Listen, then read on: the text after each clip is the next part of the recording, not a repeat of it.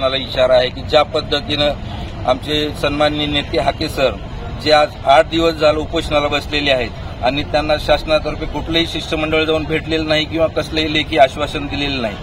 त्यामुळे हाके सरांना आम्ही समर्थन देण्यासाठी समाज ओबीसी बांधव या ठिकाणी जमलेलो आहोत आणि आमच्या सरकारला अशी विनंती आहे की इतर समाजाला तुम्ही वेगळ्या पद्धतीचं आरक्षण द्या, पण आमच्या आरक्षणाला आणि आमच्या ताटातली भाकरीला कुठेही छेद घालू नका, ही आमची नम्र विनंती। काय भूमिका असणार पुढे?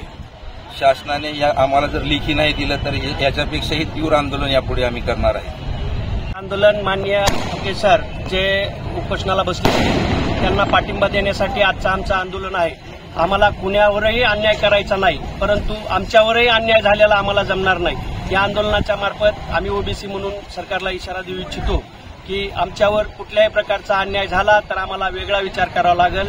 यापूर्वी आपण ओबीसी आमचे बांधव आहेत, ओबीसीसाठी आम्ही हे केलं ते केलं हे म्हणण्यापेक्षा आता होणारा अन्याय आमच्यावर थांबवावा ही माझी सरकारला विनंती आहे। एबीपी माझा, उघडा डोळे बघा नीट।